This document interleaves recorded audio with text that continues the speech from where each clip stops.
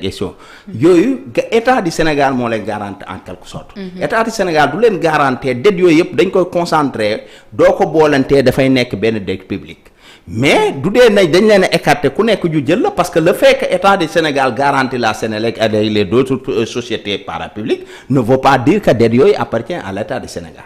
Mais donc tey mu def une conférence de presse. ñi gis ko moom jour boobu même le ministre de l'économie et des finances était absent sur cette conférence de presse ce qui est bien grave mu ne yéen kat yéen tubaab yi ñun dañ leen doon nax mais depuis lors Sénégal kenn joxatu ko dara Sénégal est en crise depuis lors na sa ndax ay waxi Ousmane Sonko yooyu tey jii Ousmane Sonko demaat France 24 li gën a grave ñi ko wax mu ne non bi may wax loolu man dama doon wax en tant que patron de parti politique. mais à la fin man dama ne. Nit ñi peut-être mën nañ man mënatuma jàng Ousmane Sonko ban genre nit la parce que non attends cela veut dire que nit ñi il faut ñu xam vraiment qui est Ousmane Sonko mënoo nekk premier ministre de la République du Sénégal ba pare ignorer les règles du jeu et puis dette ku nekk yi xëy na ko wax menacé na fi sax au niveau de l'Assemblée nationale pour képp koo xam ne weddi nga dette kase bi dañ la war a yóbbu dañ la war a tëj ci kaso bi mais dette kase amul waxoon naa ko fële sa Walfadjri il y a ce qu'on appelle les dettes publiques parapubliques et dettes privées bi nga xam ni les sociétés d'État ñoo ko concentré par rapport avec l'État du Sénégal État du Sénégal du jëlee État du Sénégal dafay mel ni FMI en quelque sorte pour garantir la Sénélec avec les autres sociétés yi nga xam ni ay sociétés d'État nañ mais dettes yooyu dafay am benn ay dettes yoo xam ni à écart la par rapport le fait que ce État du Sénégal garantit la Sénélec ne veut pas dire que toute cette dette appartient à l'État du Sénégal. Peut-être loolu la ignorer woon les règles les plus élémentaires en état dans un état mais étant donné un premier ministre mu ne moom il parlait en tant que leader de parti cela veut dire que kii moo yeey Diomaye moo yeey dàq ko parce que Ousmane Sonko réellement xamul woon lan jusqu'à présent xamul lan réellement lan le rôle d'un premier ministre moo tax Sénégal kat depuis plus de 3 ans ngi Sénégal dafa dellu ginnaaw parce que nit ki jiite réew mi xamul manul te vraiment ràññeewul te du laaj. yéen daal. dàkkum Ousmane Sonko moom daf leen neex ndax moom ngeen doon sakku yéen opposants yi moom ngeen doon sakku alors tey RFI yaakaar naa question yi nga xamante ne peut-être sénégalais yi ñenn ñi amuñu occasion doon ko poser Ousmane Sonko yi tey posé nañ ko Ousmane Sonko te yaakaar naa wax na ci ba ci li nga xamante ne tey le fait que ñu war a mën a dàq président Bassirou Diomaye Faye ca parti Pastef nee na yeggaguñ ci loolu ñu laaj ko aussi sur la candidature du président 2029 mandat beeg yooyu nee na du ci addoogum parce que concerné tu ko. non Ousmane Dene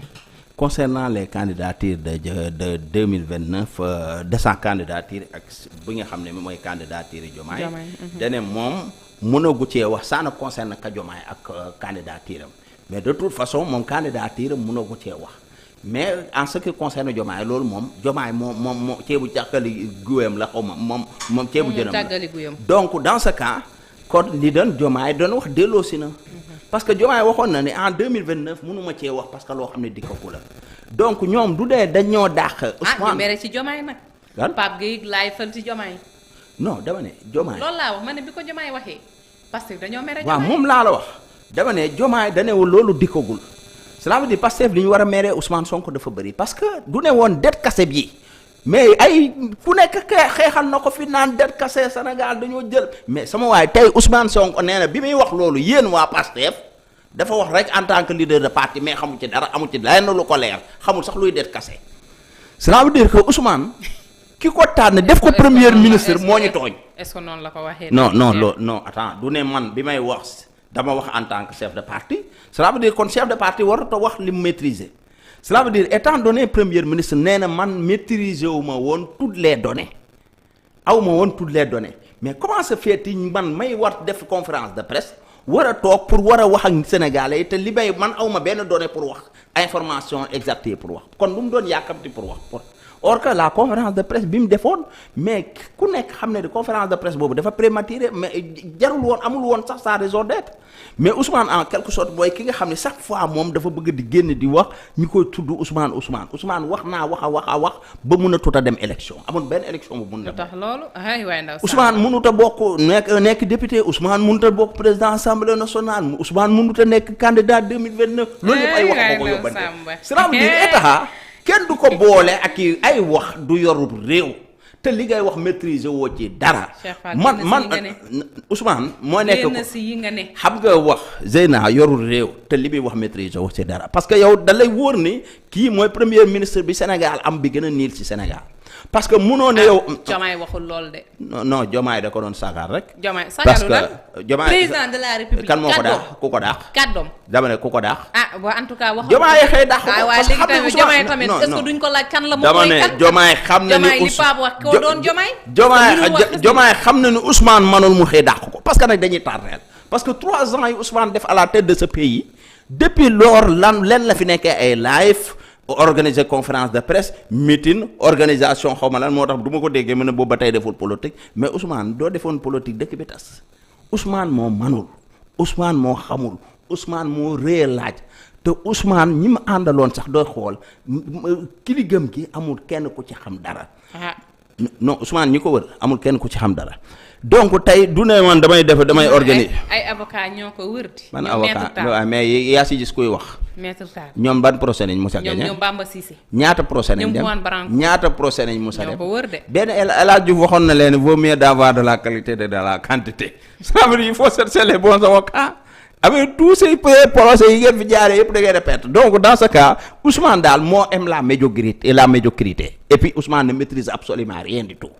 cela veut dire Ousmane c'est un opposant au pouvoir bu ñëw yàlla dimbale ko rek mu ñëw au pouvoir mais musut a xalaat ni moom dina mën a téye poste de premier ministre donc mooy waral tey xoolal toutes les dérives yi nga xam ne def na ko tey li gën a grave mooy vraiment tey ak Sénégal yëpp am nañ gàcce toog det kase bi nga xam ni moo tax moo lëmbe si àdduna bi Sénégal yëpp depuis plus de 3 ans Sénégal lekkuñ naanu Ousmane nee na dafa juumoon ci li muy wax nee na boobu il était le chef de l'opposition il était un chef de parti la waxee en tant que chef de parti donc te Ousmane xàmmeewul fan nañ waree waxee chef de parti ak loolu la wax moom loolu moom mais kii baa ngi nii vidéo baa ngi nii fan la war a waxee chef de parti ak fan la war a waxee pour jiite état munoo organiser une conférence de presse day teg les membres du gouvernement ba pare ne damay wax en tant que chef de parti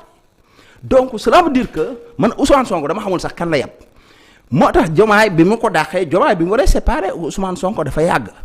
parce que Diomaye xam na ni Ousmane manul mais xam ne am na lim ci doon seet peut-être avec les relations personnelles or que état moo prime ci kaw lépp donc dans ce cas bi ñu waree séparer avec Ousmane Sonko doo xool FMI tey jii je crois ñu ngi négocier avec le Sénégal mais Ousmane lépp lu mission yi ñu ko mos a jox yëpp Ousmane dem na fi Chine sax bi mu ñëwee danaan ñu ay Mercedes mais Chine du defar Mercedes ay na Mercedes yi ñu fi diggoon ba accord yi mu defoon Chine Ousmane dem na fi Maroc ñu toog di ko xaar pour la libération des supporters Ousmane waxu fa dara loolu attaquer la magistrature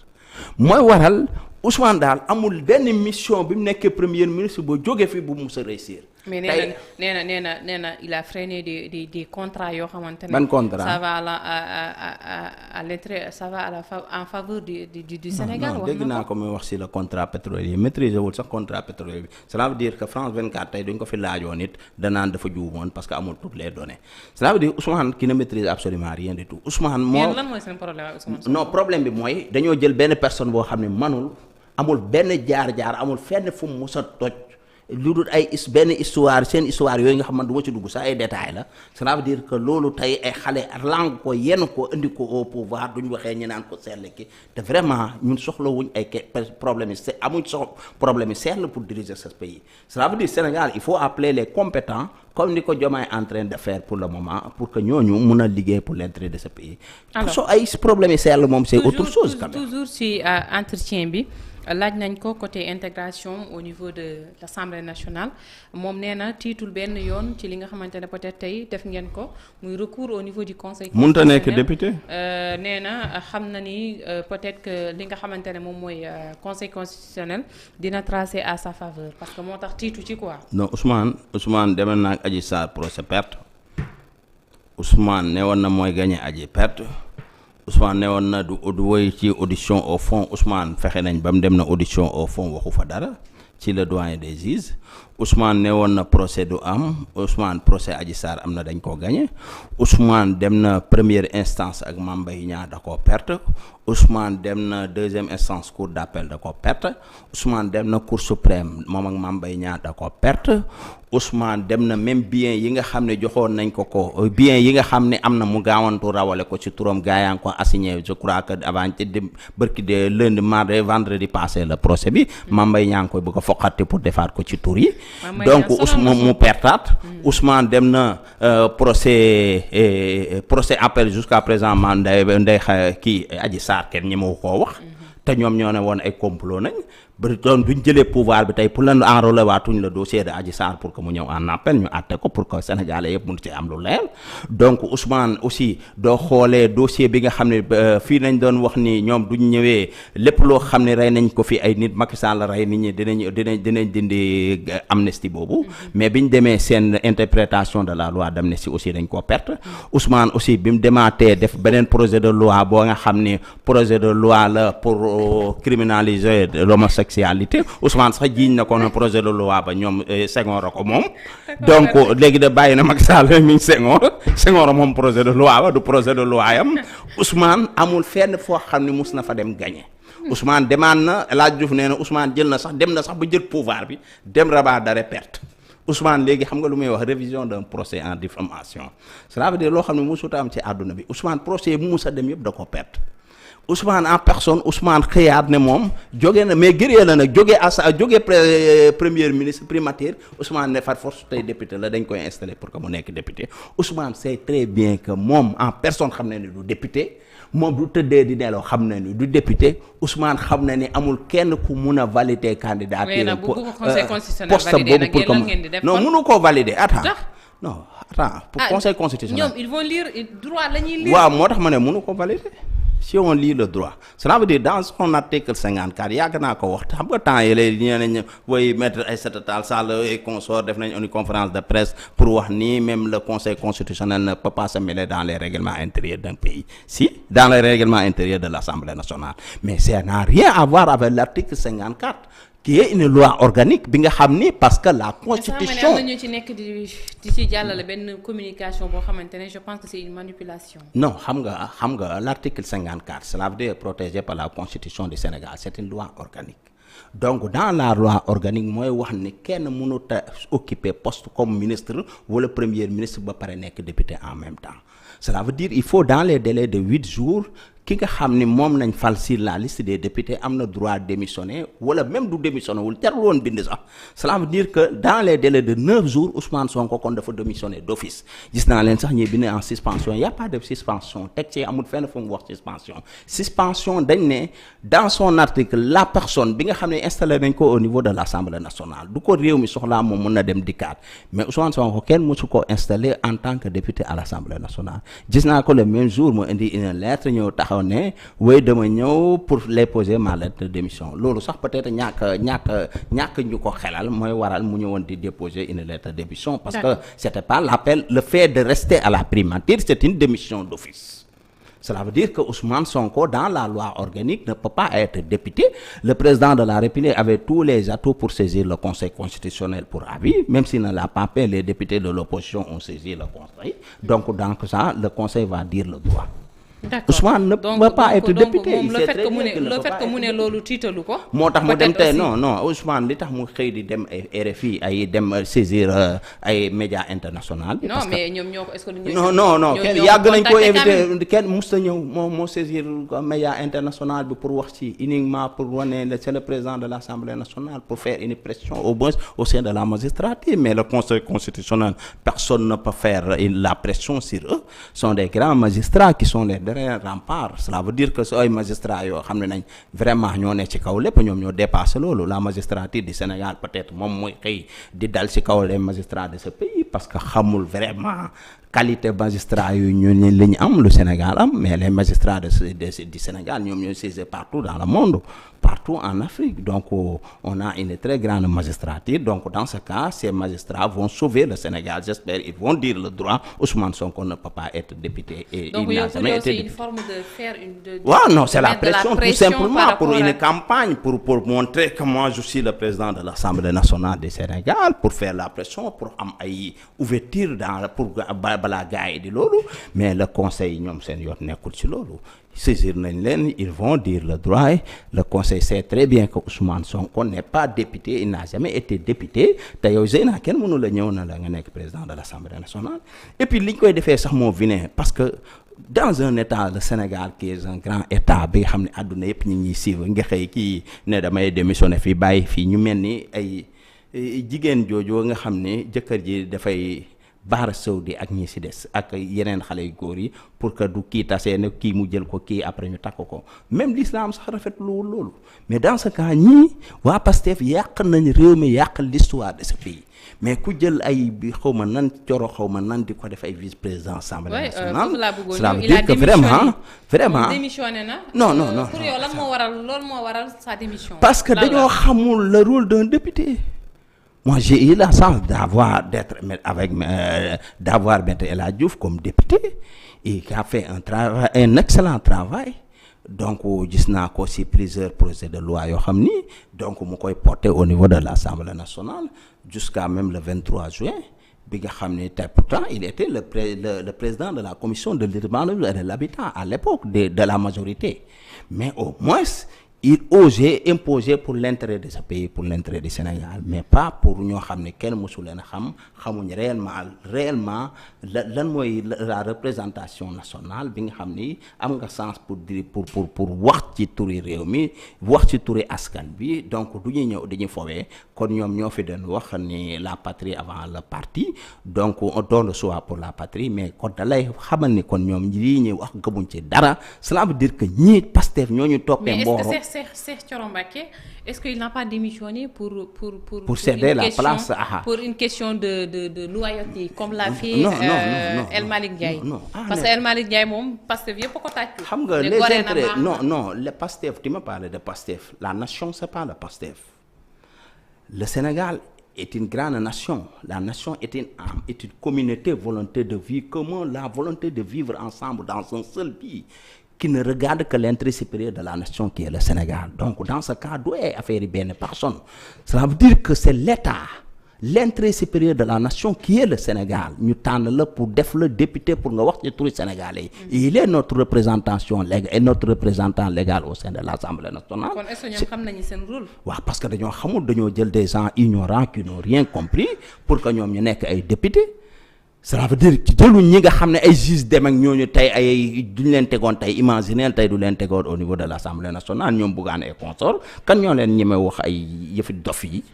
cela veut dire dañ fay nekk pour l'intérêt de ce pays mais Sénégal moo ñàkk sens bi nga xam ne avoir des députés comme Bara Ndiaye ay députés comme xawma Coro xawma nan jigéen man pour man jigéen la sax ñu ne ma kii la góor la waaw du ma koy xool sax après tey démb laay soog a xam ne bi mu démissionné laa dégg ñu ne góor la man xawma sax tax ma parce que non ma doona tur bi Coro dama pour man jigéen la Coro Mbacké mooy comme tey ñu jël sa tour rek toxtal non je ne sais pas c'est pas de toute façon il ne joue pas le rôle d'un gentleman cela veut dire que doo koy xool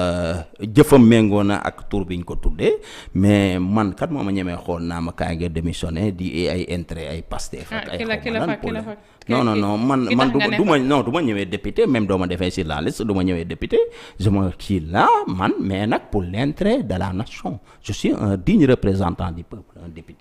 député ne doit pas au moins di xool intérêt d'une seule personne wala d'un groupe ba nga xam ne partisan. Alors, les députés sont des représentants du peuple sénégalais. Bu fekkee le droit a été dit au niveau du Conseil constitutionnel. Non, il ne peut pas être candidat. Dootul siéger au niveau de l'Assemblée nationale. Donc Ousmane va se retrouver au chômage. Non, je ne sais pas. De toute façon, il a peut-être des entreprises parce que Ousmane Sonko dégg naa ko barki démb nee na il a des fonds noirs caisse noire xaw ma je ne sais pas xaw ma fonds xaw politique xaw ma 1,750 milliards j'ai entendu Madiambal Diagne parler de tous les 3 mois donc kooku sont des milliards donc Ousmane a fait 30 mois au pouvoir 30 mois cela veut dire que c'est 1,750 millions donc moom loolu mën na cee toog di ci dund ba keroog moo fiy jógee. mais parce que loolu. non je parle pas de chômage comme ñàkk xaalis ak yooyu mais par rapport à son activité politique. waaw mais parce que bu fekkee ni nekkatul ci gouvernement bi nekkatul au niveau de l'Assemblée ce qui veut dire que là il est carrément opposant. Non, il est. te moom wax na leen ni ñëw na ci opposition. Il a fait son choix d'être opposant parce que ñoom ils ont quitté le PASTEF laissé le PASTEF avec Diomaye. Parce que doo xool ne woon naa leen Diomaye il est membre actif du Diomaye la majorité de PASTEF appartient à Diomaye. Ousmane Sonko l'a confirmé tout à l'heure parce que nee na ba tey jusqu'à présent dàquñ Diomaye mënuñ ko dàq parce que Diomaye doo xool li muy wax lu leer nañu la Diomaye nee na il est membre fondateur de PASTEF te PASTEF moom presque ñoom ñoo fa indi Ousmane Sonko moom moo indi Ousmane Sonko. même ça mais bu fekkee teguwul ci charte yi nga xamante ne moom la PASTEF tënk. surtout ci congrès bi ñu génn. non dans le congrès dans les textes de PASTEF man seen ceebu jën la waa PASTEF mais j'ai entendu que Ousmane Sonko n'a pas le droit de faire un troisième mandat parce que c'est sa troisième candidature donc tey dañoo waroon na en tant que président de la République Diomaye la sens de PASTEF mooy porter la candidature de Diomaye au poste de secrétaire général de PASTEF comme candidat de PASTEF en 2029. Cheikh mais le fait de tu rêves debout quoi. waaw mais ñoom liñ bëgg nañ def mais la minorité c'est avec Ousmane Sonko la majorité avec Diomaye et puis c'est Diomaye qui détient les décrets. Cela veut dire mooy depuis bi mu commencé avec le nouveau gouvernement kan moo xeexat kan moo waxati borom live yëpp ak ñi doon bind ñoom ñëpp dañ na teg ñoom ñëpp dañoo toog na yow jaañ naa loolu jaaxalu la maanaam DG yi doon tweeté kenn waxatul lii loolu. waaw xam nga réew dafa am nu muy doxee xam naa biñ foogee ni Ousmane Sonko parce que Diomaye nit ku dal la. am na koo xam ne moom man dama yaakaaroon Diomaye day tëb rek mu tëb kii Sonko day tëb rek mu tëb. waaw non xam nga après ñoom ñëpp a comprendre parce que ñi topp Sonko yëpp dañ koo topp pour un propre intérêt gis nga du conseil joxe la décision ba dàq Sonko fii ci assemblée nationale. moo tax ma ne la gis nga. kii nag logement yi de fonction passeport diplomatique moto yi motards yi lay topp nag di la encadrer essence gasoil bi waa 1000 litres su ma nammee démissionné yàlla nañ ma waaw moo tax bi kii nu tuddati waaye ke sama xarit ba Omar Cissé. waaw mais moom dafa waroon a def nii moom dafa waroon a aussi ñëpp dañ cee waroon a bokk yem parce que munoo ne ministres yi rek nañ génn mais DG yi duñ génn ça veut dire que képp koo xam ne gëm nga Ousmane Sonko da nga waroon a topp Sonko. Sénégal da nga waroon topp Sonko pour la ñoom pour may seen propre intérêt. ñu ñëw ci Madiambal Diagne Cheikh Madiambal Diagne.